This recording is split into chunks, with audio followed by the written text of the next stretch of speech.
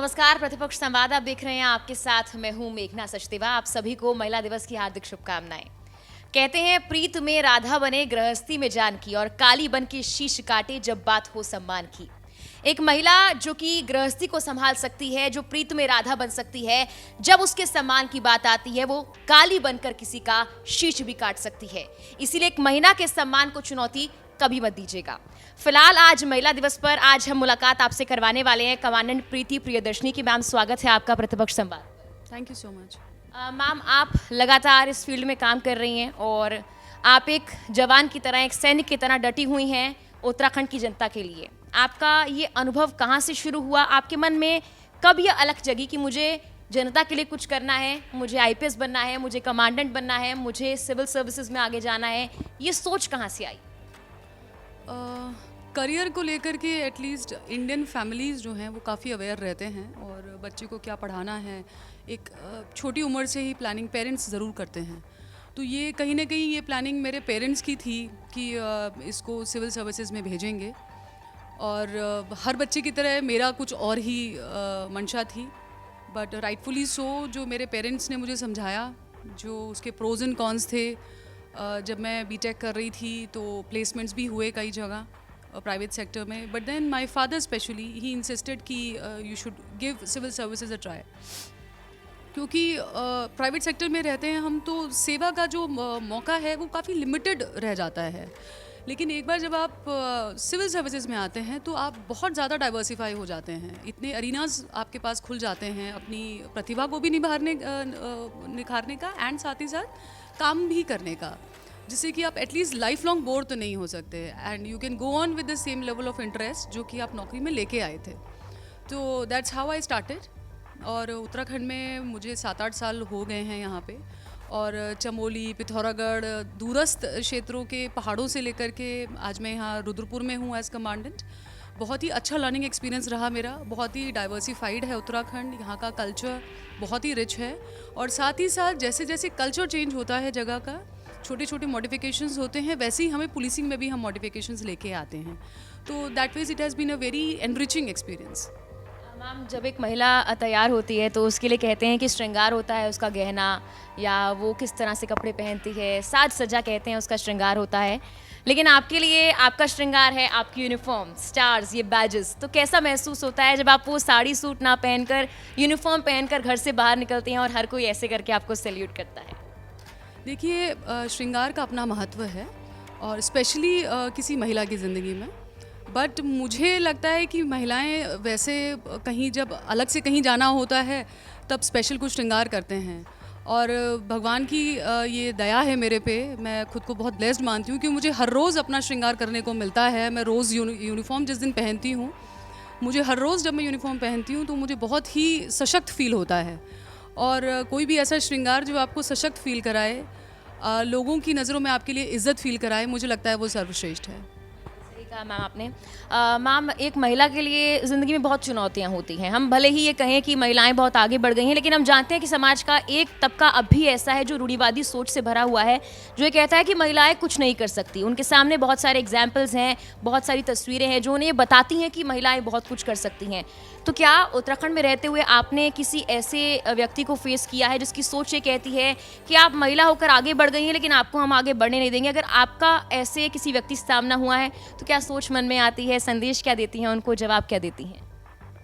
देखिए, समाज में हर तरह के लोग होते हैं, और मुझे ऐसा लगता है कि अब धीरे धीरे समाज में काफ़ी बदलाव आ रहा है। या तो लोग अब इन चीज़ों को खुल के नहीं बोलते, या हो सकता है कि आपकी पर्सनालिटी ऐसी है कि आपके सामने नहीं बोलते। और वैसे भी मेरा जैसा नेचर है, मैं बोल के जवाब नहीं देती, मैं अपने काम से ही जवाब देती हूँ। तो मुझसे तो आज तक किसी ने नहीं ऐसा कहा कि लड़कियाँ ये काम नहीं कर सकती हैं। क्योंकि और ख़ासकर मैं देख रही हूँ उत्तराखंड में तो we have women cricketers also that are doing so well. हमारे यहाँ पे पर्वतारोही हैं, तो you are seeing girls are doing so much better कि यहाँ पे लोग तो देख ही रहे हैं। उसके बावजूद भी यदि कोई ऐसा सोचता है तो मुझे लगता है ज़्यादा दिन तक नहीं सोच पाएगा। कहीं ना कहीं उसको खुद ही अपनी सोच मॉडिफाई करनी पड़ेगी। मैम, आप सोशल मीडिया पर भी एक्टिव रहती हैं, वहाँ भी काफ़ी सुना है आपके बारे में कि आप कई तरह के चैलेंजेस को भी प्रमोट करती हैं और लोगों को जागरूक भी करती हैं। लॉकडाउन के वक्त में भी आपने लोगों को काफ़ी जागरूक किया है। ये एक मॉडर्न पुलिसिंग का तरीका बन गया है कि अब आप लोगों के बीच आएँ, आप वो कन्वेंशनल तरीके ना अपनाएं, सिर्फ डंडा लेके ना घूमें, बल्कि आप लोगों को बताएं कि पुलिस से आपको डरना नहीं है, पुलिस आपके साथ आपके लिए है, अपराधियों के खिलाफ है पुलिस। तो ये मॉडर्न पुलिसिंग का तरीका आपके मन में कहाँ से आया और रिजल्ट इसका किस तरह का मिल पा रहा है आपको? जो ये आप सोशल मीडिया की के बारे में आपने चर्चा करी, इसका सबसे ज़्यादा जो हमारे पास में यूज़फुल एस्पेक्ट जो निकल के आया, दैट वाज ड्यूरिंग कोविड 1।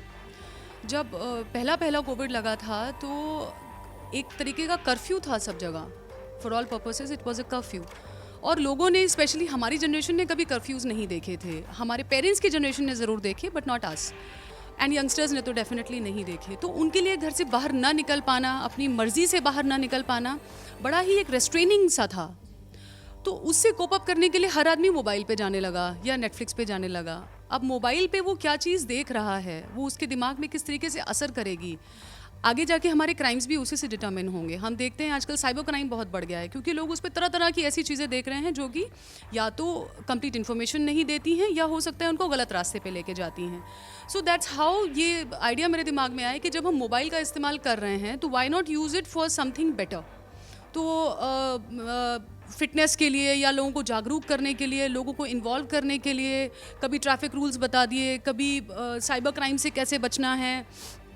तो मुझे इसमें लोगों का पार्टिसिपेशन बहुत अच्छा लगा। एक तो अगर आप भौतिक रूप से कहीं मीटिंग रखते हैं, बुलाते हैं लोगों को, तो हो सकता है व्यक्ति अपने किसी काम में हो सकता है the person might be unwell, तो वो नहीं आ पा रहे हैं। बट मोबाइल की रीच बहुत अच्छी हो गई है, लोग दादी नानियाँ भी घर पे बैठ करके आपकी बात को सुन पा रहे हैं, बूढ़े से बूढ़ा आदमी भी उसको समझ भी पा रहा है, क्योंकि आप आराम से हिंदी में बताते हैं तो वो भी समझ जाते हैं कि नहीं जी OTP नहीं बताना है। तो I think social media is a very good method of reaching out to people, और अपनी सही बात रखने के लिए भी बहुत ही अच्छा मेथड है। महिलाओं और पुरुषों में एक प्राकृतिक बदलाव होता है, हमारी फिजिकल अपीयरेंस अलग होती है, और कहा जाता है कि जो मर्द हैं, जो पुरुष हैं, वो फिजिकली ज़्यादा फिट होते हैं अगर महिलाओं की बात की जाए। लेकिन हमने हमेशा ये बात जो है कहीं ना कहीं नकारी है, और हर क्षेत्र में महिलाएं आगे कुछ ना कुछ कर कर दिखा रही हैं।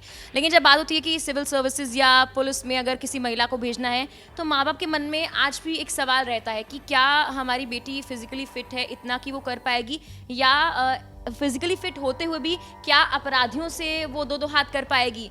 आप वो कर कर दिखा रही हैं, आप उसकी जीती जागती तस्वीर हैं। तो उन बच्चियों के लिए जो आपकी तरह बनना चाहती हैं, जो वाकई सिविल सर्विसेज में आकर देश की सेवा करना चाहती हैं, जो चाहती हैं कि अपराधियों को मुंह तोड़ जवाब दिया जाए, सिर्फ पुरुषों के द्वारा नहीं बल्कि महिला पुलिस ऑफिसर्स के द्वारा भी, क्या संदेश आपका होगा? जितनी भी बच्चियां हैं, not just for civil service, आप लाइफ में कुछ भी करना चाहते हैं, आपका कुछ भी गोल है, मैं बस इतना कहूँगी कि दुनिया के बारे में मत सोचो, दुनिया की सुनो भी मत, बस जो आपको करना है, जो आपका गोल है, उसके बारे में सोचिए और ढूंढिए उसका रास्ता, और बस मेहनत करिए। अगर आपने दूसरों की सुननी शुरू कर दी तो वो अपना इवैल्यूएशन बताएंगे जो वो आपके बारे में सोचते हैं। आपको ज़रूरत है सिर्फ अपनी सोच की और अपनी मेहनत की, उसके अलावा आपको और किसी चीज़ की ज़रूरत नहीं है। और मैंने तो नहीं देखा कि लोगों की क्रिटिसिज्म से कभी कोई बहुत ज़्यादा पॉजिटिव इम्पिटस मिला हो किसी को, क्योंकि ज़माना पहले हर किसी को जो है नीचे खींचने की कोशिश करता है usually, unless you are very lucky.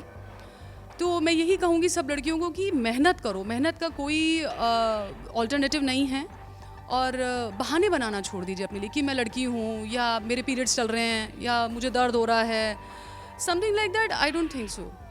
आपको मेहनत करनी है तो आप अपने गोल्स तक पहुँच जाएंगे, और अपने गोल के लिए कोई एक्सक्यूज़ मत बनाइए। जीवन चलता रहता है, सब कठिनाइयाँ आती रहती है, मेहनत करते रहिए, आपको अपना गोल भी मिल जाएगा। रही बात लोगों के बात करने की, तो उनको जवाब जब आप कुछ अचीव कर लेंगे वो खुद ही मिल जाएगा। तो उनको बोलने की ज़रूरत नहीं है, ज़बान से कुछ कहने की ज़रूरत नहीं, करके दिखाइए। That is the best answer to anybody. Ma'am, आपने सही कहा कि करके दिखाना काफ़ी ज़रूरी है, और आपने करके दिखाया है, आप जीती जागती तस्वीर हैं।